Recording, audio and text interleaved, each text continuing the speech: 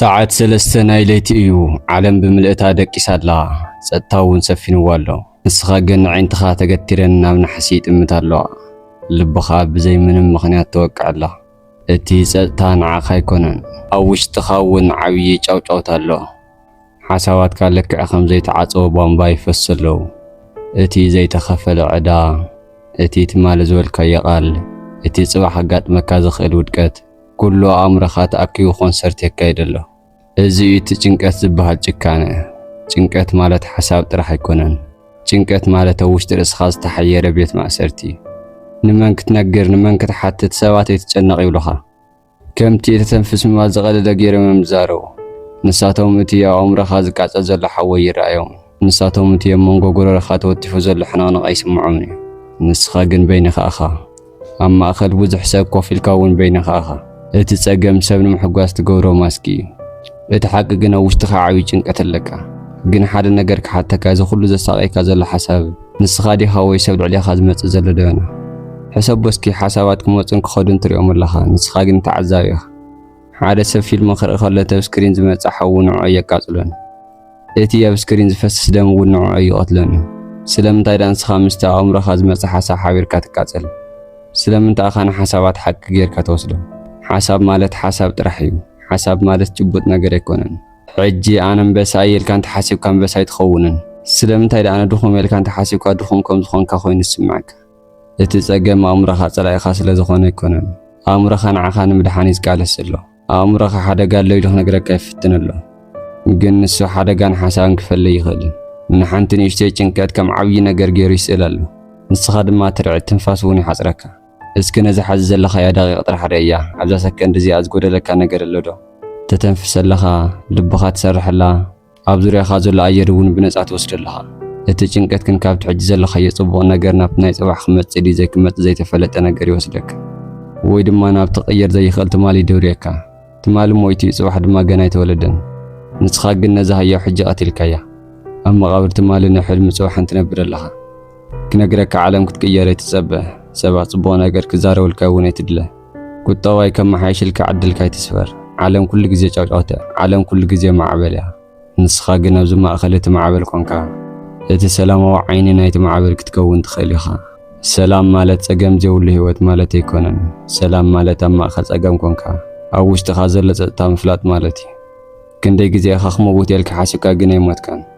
ክንደይ ግዜ ኢኻ እዚ ነገር እዚ ናይ መወዳእታ ህይወት ኢልካ ፈሪሕካ ግን ከዓ ሓሊፉ ሎሚ ዘሳቀይካ ነገር እውን ክሓልፍ እዩ ንፋስ ክነፍስ ከሎ ዓበይቲ ኣእዋም ይስበሩ እቲ ልስሉስ ሳዕሪ ግን ይጥወንበር ይስበርን ንስኻ እውን ተዓጻጸፍ ምስ ህይወት ይትቃለስ ስለምንታይ ከምዚ ኮይኑ ኢልካ እውን ኣይተማርር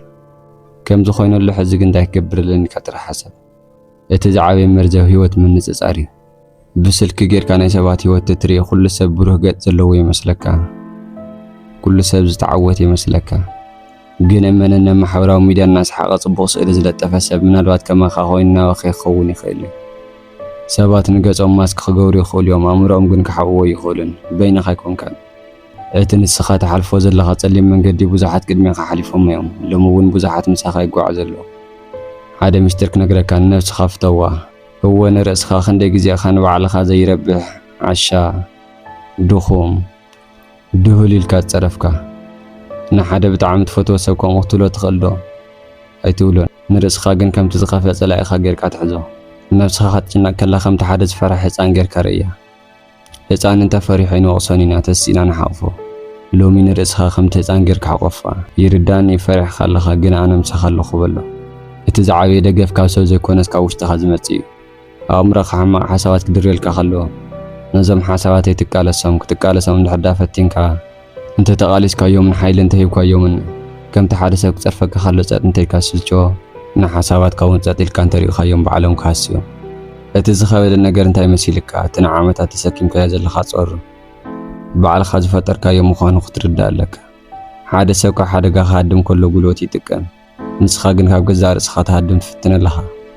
ካብ ርእስኻ ትሃድም ክትፍትን ከለኻ ከዓ ዝያዳ ትደክም ልክዕ ከም ተብረግረግ ዝኣተወ ሰብ ክወጽእ ኢሉ ብዝተፍጨርጨረ ቁጽሪ እንታሕት ይሰጥም استحسبت حج عوي ጸገም ኢልካ ሒዝካዮ ዘለኻ ሓሳብ ቅድሚ 10 ቅድሚ 5 ዓመት ነበይ ነይሩ ምናልባት ሽዑውን ካሊ ዓወይ ጸገም ነይርካ ይኸውን ሎሚ ግን ኣበይ ኣሎ ጠፊኡ ትማሊ ዘሳቀየካ ሓሳብ ሎሚ ትርጉም የብሉን ሎሚ ዘሳቀየካ ዘሎ ሓሳብ ካ ጽባሕ ትርጉም ክስእኒ ስለዚ ስለምንታይ ኣኻ ዳና ሓደ ጠፋይ ነገር ህይወትካ ክቋጽራ ትፈቅደሉ ስለምንታይ ኣኻ ሓደ ሓላፊ ጽላሎት ከም ኮሑ ጌርካ ትወስድ ንሕና ደቂ ሰባት ሓደ ሕማቅ ባህሪ ኣለና ኩሉ ግዜ ካሊ ቦታ ክንከውን እንደል እቲ ዘለና የቦታን ደረጃን ይዕርፈና እቲ ዘለና የግዜ ይዕግበና ስራሕ እንተረኺበ ክረጋገዐ ትብል እዚ ሰብ ዝን ተረኸብዮ ሕጓስ የትብል እዚ ጸገም ዝን ተሓሊፈዮ ሰላም ክረክብ የትብል ግን ሓደ ሓቂ ክነግረካ እንተ ዝበሃል ቃል መወዳእታ ይውልን ሓደ ምስተፈጸመ ካሊ እንተ ክመጽ እዩ ሰላም ማለት እቲ ኩነታት ምስተቀየረ ዝመጽ ነገር ዘይኮነስ ሰላም ማለት ምስተውሽጥኻ ዘሎ ህውከት ኮንካ ምስተውከት ይምባእሲ ትሪኦ ደለኻ ጫውጫውታ ኣምራኻ ልክዕ ከም ጫውጫውታ ዕዳጋ እዩ ኣብ ማእኸል ዕዳጋ ደው ኢልካ ስለምንታይ ኩሉ ሰብ ጫውጫው ይብለልካ እንድሕር ዳ አንጸርጢርካ እቲ ናይ ዕዳጋ ጫውጫውታ ጠጠው ይብልን ንስኻ ግን ክትናደድን ክትደክምን ትኽእል ኢኻ እቲ መፍትሒ ነቲ ጫውጫውታ ጠጠው ምባል ዘይኮነስ እቲ መፍትሒ ነቲ ዕግርግር ከም ዘለዎ ምቕባል እዩ እወ ሰባት ይዕገርግሩ ኣለዉ ኣነ ግን ናብ ገዛ ይጓዓዝ ኣለኹ ምባል ኣእምሮኻ ጫውጫው ክበሃል ከሎ ይስምዓን እወ ሕጂ ኣእምሮኻ በቲ ጫውጫውታ ይጭነቕ ኣሎ ግን ስራሕኻ ቀጽል ንሓሳባትካ ሓይሊ ክትቦም ከለኻ እዮም ዝገዝኡኻ ጸጥ ኢልካ እንተሪኢኻዮም ግን ሓይሊ ይስእኑ እዮም ሓደ ግዜ ሓደ ሰብ ናብ ሓደ ባሕሪ ኸይዱ ነቲ ማዕበል ደው ከብሎ ፈተነ ኢዱ እናዋዛወዘ ነቲ ማዕበል ደወል በሎ እቲ ማዕበል ግን ዝያዳ እናገዘፈ መጽኡ ደቆ እቲ ሰብ ድማ ተስፋ ቆሪጹ ከፈለ ጸኒሑ ግን ሓደ ነገር ተረድኦ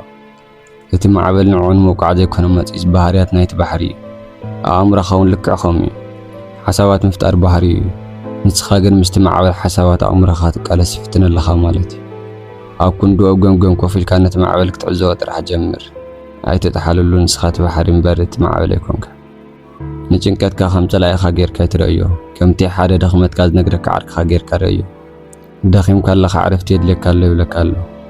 ምናልባት ነፍስኻ ኣዝያ ክሰርሕ ተገድዳ ትኸውን ምናልባት ንርእስኻ ግዜ ትስእነላ ትኸውን ጭንቀት ንኣእምሮኻ ደው በል ዝብለሉ መንገዲ እዩ ስለዚ ትጽላዮ